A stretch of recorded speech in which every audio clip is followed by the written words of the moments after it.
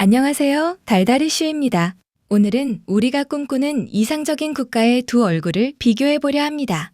바로 세계에서 가장 행복한 나라들과 치안이 가장 완벽한 나라들입니다. 2024년부터 2026년까지의 데이터를 보면 핀란드는 9년 연속 세계 행복지수 1위를 차지했습니다. 덴마크와 아이슬란드가 그 뒤를 잇고 있죠. 반면 치안이 좋은 나라로는 싱가포르, 아이슬란드, 일본, 그리고 대한민국이 꼽힙니다. 이 나라들은 밤늦게 돌아다녀도 안전한 것으로 유명합니다. 하지만 행복과 안전이라는 화려한 성적표 뒤에는 우리가 몰랐던 치명적인 단점들이 숨어 있습니다. 오늘은 그 이면을 심층 분석해 보겠습니다. 먼저 행복지수 1위 핀란드의 헬싱키로 가보겠습니다. 이곳의 행복은 사회적 지원과 상호 신뢰에서 나옵니다.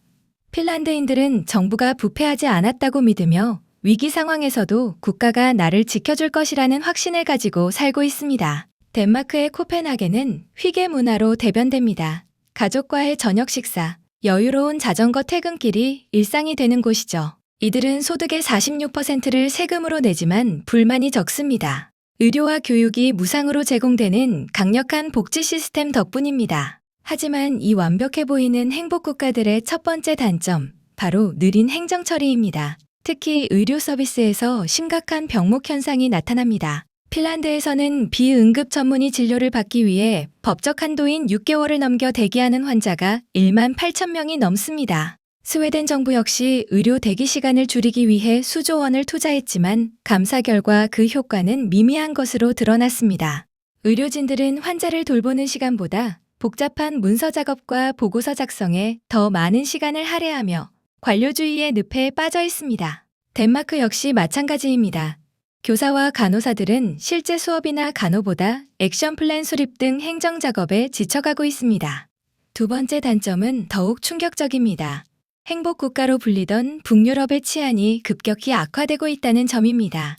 원인은 난민 유입과 조직 범죄입니다. 스웨덴은 이제 총기 살인율이 유럽 평균의 2.5배에 달합니다. 100만 명당 4명이 총기로 사망하는 범죄 허브가 되었습니다.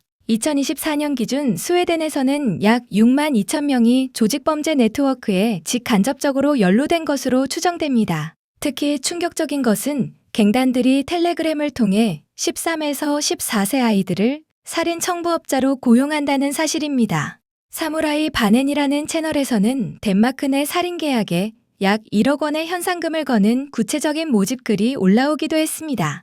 덴마크 코펜하겐에서도 스웨덴 갱단의 소행으로 의심되는 수류탄 폭발과 총격 사건이 잇따르고 있습니다. 덴마크 정부는 마약 유통과 테러 자금 확보를 위해 암호화폐를 사용하는 갱단들을 막기 위해 경찰력을 대폭 증원하고 있습니다. 이제 치안의 정점이라 불리는 싱가포르로 눈을 돌려보겠습니다.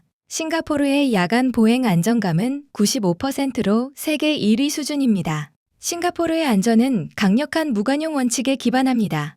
경범죄에도 태형을 부과하고 마약 범죄는 사형까지 처하는 엄격한 법 집행을 유지합니다. 또한 인구 1000명당 15대의 CCTV가 설치된 고도의 감시망과 싱패스를 통한 완벽한 디지털 행정이 범죄를 원천 차단합니다. 일본의 도쿄 역시 치안 선진국입니다. 이곳은 강력한 법보다는 교육과 예절을 통한 비폭력 가치의 내면화로 안전을 유지합니다. 도쿄의 건물 87%는 현대적인 내진 기준을 충족하며 거대 방수로를 갖추어 자연재해로부터 시민을 보호하는 인프라 안전도 세계 최고입니다. 이제 우리의 대한민국을 살펴볼까요? 한국은 전 세계에서 행정 속도와 치안이 가장 완벽하게 조화된 나라로 평가받습니다. 북유럽에서 6개월 기다려야 할 전문의 진료가 한국에서는 일주일 이내에 가능합니다. 만약 그 이상 걸린다면 시민들은 분노할 정도죠. 한국은 인구당 병상수가 세계 최고 수준이며 AI를 공공서비스에 적극 통합하여 초고속 행정을 실현하고 있습니다. 또한 카페에 고가의 노트북을 두고 가도 아무도 가져가지 않는 한국의 치안은 전 세계 여행자들에게 큰 충격을 줍니다. 하지만 이 속도와 안전의 나라 대한민국에는 가장 슬픈 이면이 있습니다.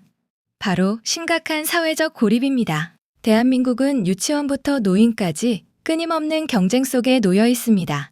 타인은 동료가 아닌 경쟁자로 인식됩니다. 조사에 따르면 한국 청년의 26%가 한 달 이상 방 밖으로 나오지 않는 은둔을 경험했다고 답했습니다. 학업 스트레스와 사회적 단절은 젊은 층의 행복도를 급격히 떨어뜨리고 있습니다. 한국의 자살률은 OECD 국가 중 압도적 1위입니다. 특히 고독사는 한국 사회의 가장 큰 비극입니다. 2023년에만 3,000건 이상의 홀로 죽음이 기록되었습니다. 디지털 기기에 하루 평균 7시간을 사용하지만 정작 마음을 나눌 친구는 없는 하이퍼 커넥티드의 역설이 발생하고 있는 것이죠. 사람들은 SNS를 통해 타인의 화려한 모습과 자신의 일상을 비교하며 상대적 박탈감과 소외 불안, 즉 포모를 느낍니다. 그렇다면 우리는 어떤 사회 모델을 지향해야 할까요? 북유럽식 행복 모델은 신뢰는 높지만 효율성이 떨어지고 치안에 구멍이 뚫렸습니다. 동아시아식 치안 모델은 완벽한 안전과 속도를 가졌지만 구성원의 마음은 병들고 고립되었습니다. 이제 핀란드와 스웨덴은 갱단 범죄에 대응하기 위해 관용 정책을 벌이고 강력한 법 집행을 시작했습니다. 대한민국 역시 고립된 청년들을 밖으로 끌어내고 고독사를 예방하기 위한 사회적 연결망 복구 프로젝트에 착수했습니다. 진정한 행복은 병원에서 6개월을 기다리지 않아도 되는 속도와 밤길을 혼자 걸어도 무섭지 않은 안전이 합쳐질 때 완성됩니다. 동시에 내가 어려울 때 언제든 손 내밀어줄 진정한 친구가 단 한 명이라도 곁에 있어야 합니다. UN 세계 행복 보고서는 돌봄과 나눔이 행복의 핵심 변수라고 말합니다. 기술과 시스템만으로는 인간의 행복을 채울 수 없습니다. 행복 지수가 높은 나라의 시민들은 느린 행정을 참지만 안전의 균열에는 분노하고 있습니다. 반면 치안이 좋은 나라의 시민들은 안전에는 만족하지만 심리적 고립으로 삶의 의지를 잃어가고 있습니다. 결국 미래의 국가는 북유럽의 사회적 신뢰와 동아시아의 행정 효율성을 결합해야 합니다. 싱가포르의 스마트한 감시 시스템과 핀란드의 평등한 교육 시스템이 만난다면 어떨까요? 우리는 너무 빠른 속도에 치여 소중한 사람들을 놓치고 있지는 않은지 되돌아봐야 합니다. 행복은 성적표의 순위가 아니라 오늘 저녁 함께 웃으며 밥을 먹을 사람이 있느냐에 달려 있습니다. 여러분이 살고 싶은 나라는 어떤 모습인가요? 느리지만 따뜻한 나라입니까? 아니면 빠르고 안전한 나라입니까?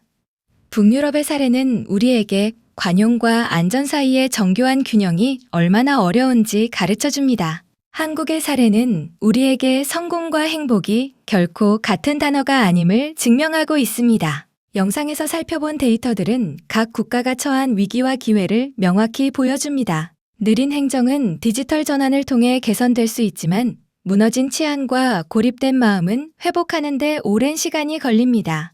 이제 우리는 국가라는 거대한 시스템을 넘어 개인과 개인의 연결에 집중해야 할 때입니다. 오늘 영상이 여러분의 미래와 우리가 만들고 싶은 사회에 대해 생각해보는 계기가 되었길 바랍니다. 댓글로 여러분의 생각을 알려주세요. 지금까지 핫한 이슈를 전하는 달달 이슈였습니다. 다음 영상에서 만나요.